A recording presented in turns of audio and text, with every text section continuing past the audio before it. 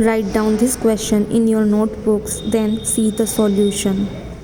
पहले इस क्वेश्चन को आपकी नोटबुक में उतारिए, इसके बाद आप आगे का सॉल्यूशन का वीडियो देखिए। तो अब हम प्रैक्टिकल देखते हैं। आपको परचेस प्राइस दे रखी है यंत्र की, मशीन की जो परचेस प्राइस है वो 27,600 रुपये दे रखी है। आपको उसकी एस्टिमेटेड लाइफ, दैट मीन्स अनुमानित मूल्य, जो उसकी लाइफ है अनुमानित के कितने साल तक वो चलेगी, वो दे रखा है आपको 4 साल तक। और उसका अवशिष्ट मूल्य या रेसिडियल वैल्यू, जो बचा कुचा प्राइस है जो कि आपको 4 साल बाद उस मशीन को बेचने के बाद मिल सकता है, तो वो भी आपको क्वेश्चन के अंदर दे रखा है 3,600 रुपये। तो ये डिटेल्स तो हमको दे रखी है। अब हमको पता करना है कि कितना डेप्रिसिएशन लगेगा। लेकिन यहाँ आपको 3 कंडीशन दे रखी है। पहली कंडीशन क्या है कि अगर मशीन को हम 1 अप्रैल में ख़रीदते हैं, ठीक है, ये टाइम दे रखा है कि हमने कब ख़रीदा मशीन को। तो हमने अगर 1 अप्रैल को ख़रीदा तो पहला केस। दूसरा केस आपसे पूछा है कि अगर आप उसको 30 जून को ख़रीदते हैं।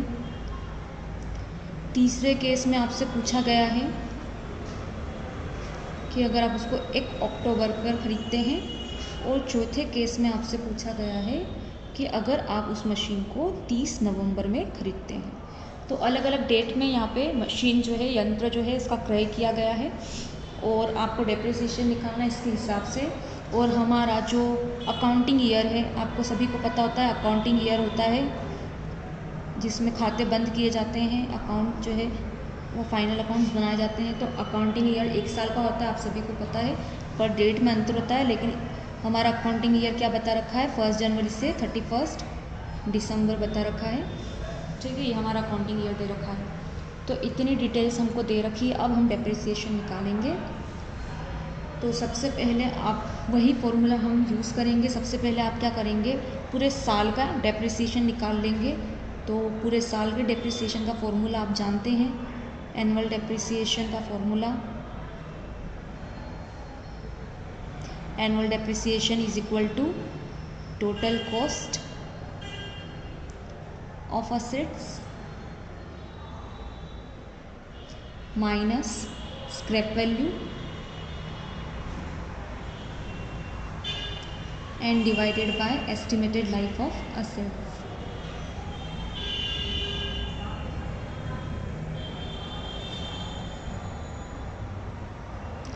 ठीक है, कुल संपत्ति की लागत, उसमें से माइनस होता है अवशिष्ट या अवशेष मूल्य, और डिवाइड में होता है संपत्ति का जीवन काल, अनुमानित जीवन काल।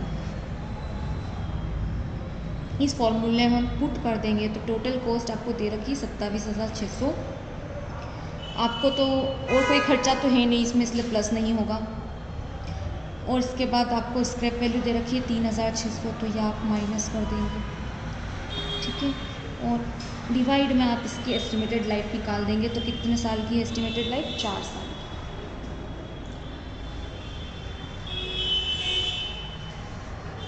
इसके बाद जब आप इसको सॉल्व करेंगे तो आपका ये जो है आंसर आ जाएगा 6,000।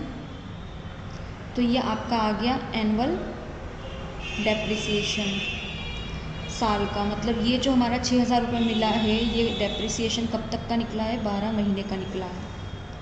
ठीक है, पूरे साल का डेप्रिसिएशन है 6,000, पूरे ईयर का 12 महीने, या हम सब बोल सकते हैं 1 साल का डेप्रिसिएशन कितना है, 6,000।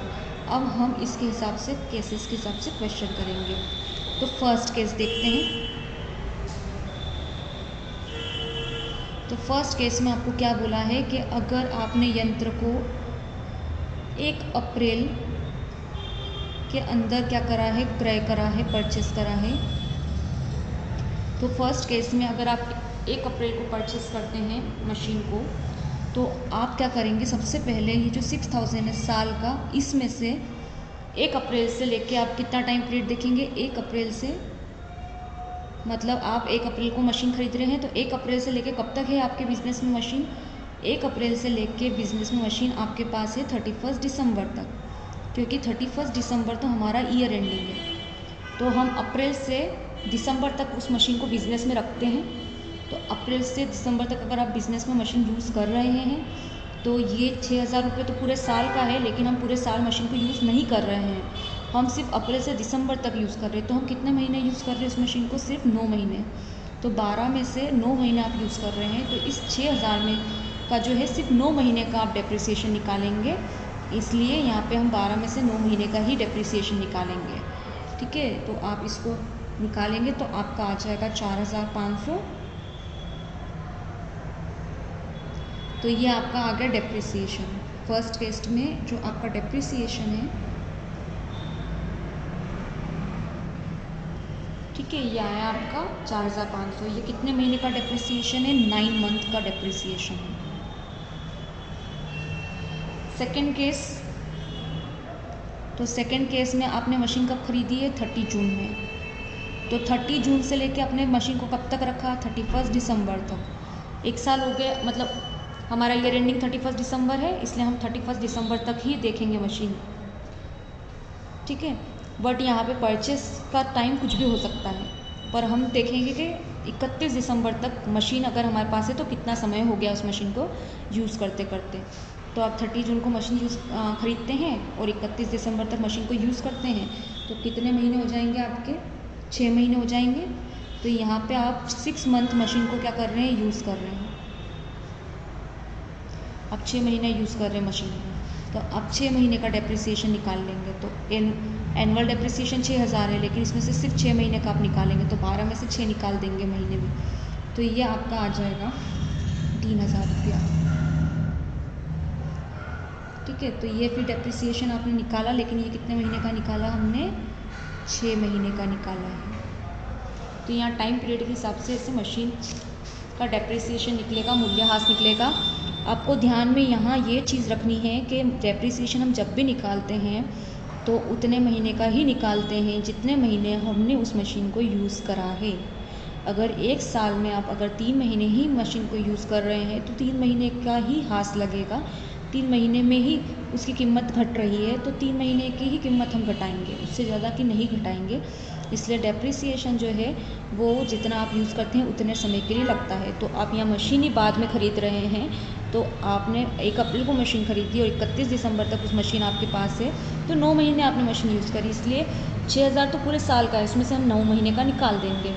फिर 6,000 फिर से पूरे साल का है, और यहाँ अपन ने 30 जून में खरीदे, 30 से 31 दिसंबर तक 6 महीने हुए, तो आपने 6 महीने ही मशीन को यूज़ करा है, तो आप इसमें से 6 महीने का निकाल देंगे।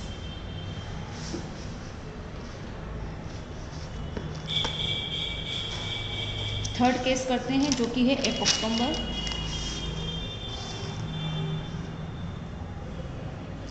तो थर्ड केस में आपने 1 अक्टूबर को क्या करी है? मशीन को क्रय करा है। ठीक है, तो अब आपके पास मशीन कब से है? 1 अक्टूबर से लेके 31 दिसंबर तक। याद रखिएगा कि पहली तारीख है तो पूरा महीना गिनाएगा, लेकिन अगर एंड डेट है तो पूरा महीना नहीं गिनाएगा। जैसे कि अभी हमने इस क्वेश्चन में करा, यहाँ पे 30 जून था, तो एक तरह से जून तो पूरा ख़त्म हो चुका था। ठीक है, तो आपको जून को नहीं गिनना है, आपको जून के बाद से गिनना है। जुलाई, अगस्त, सितंबर, अक्टूबर, नवंबर, दिसंबर, 6 महीने हो जाएंगे आपके। जून को आपने नहीं गिन सकते हैं क्योंकि हमने ख़रीदी 30 जून को है, महीने के एंड में आपने ख़रीदी है, तो अब एंड में पूरे महीने को कैसे काउंट कर सकते हैं? नहीं कर सकते हैं, इसलिए आपको जून के बाद से काउंट करना है। बट यहाँ पे हमने 1 अक्टूबर पे ख़रीदी, मतलब अक्टूबर पूरा आपने यूज़ करा है, इसलिए अक्टूबर से दिसंबर तक। तो अक्टूबर, नवंबर एंड दिसंबर कितने महीने हो गए? 3 महीने। तो यहाँ आप 3 मंथ यूज़ कर रहे हैं मशीन को। फिर आप डेप्रिसिएशन निकालेंगे 3 महीने का, तो 6,000 पूरे साल का है, इसमें से आप 3 महीने का निकाल देंगे। ठीक है, तो 3 महीने का आप निकाल देंगे तो आ जाएगा 1,500 रुपये। फिर फोर्थ केस कर लेते हैं हम। तो फोर्थ केस में हमने मशीन कब खरीदी है? 30 नवंबर में।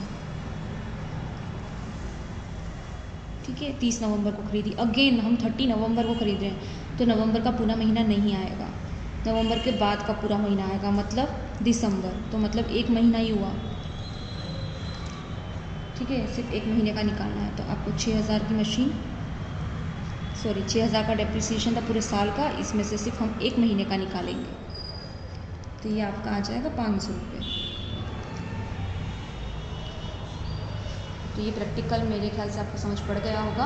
हम मंथली कैलकुलेशन ही करते हैं, और ख़ासकर तब जब आपको जो रेट दे, इसमें रेट नहीं दिए लेकिन रेट देंगे तब भी मंथली कैलकुलेशन करना है, कब करना है कब नहीं करना है वो आपको हम बता देंगे अगले प्रैक्टिकल्स के साथ में। अभी आपको ये ध्यान रखना है कि आप मशीन कब तक यूज़ कर रहे हैं। जैसे कि यहाँ 1 अप्रैल से 31 दिसंबर 9 महीना यूज़ करी। नेक्स्ट केस में आपने 30 जून से 31 दिसंबर 6 महीना यूज़ करी, और फिर आपने अक्टूबर से दिसंबर 3 महीना यूज़ करी, और फिर यहाँ 1 महीना यूज़ करी। तो पूरे साल का जो भी डेप्रिसिएशन में है उसमें से उतने महीने जितने महीने आपने यूज़ करी उतने महीने का डेप्रिसिएशन हम उसको अलग निकाल के रख देंगे।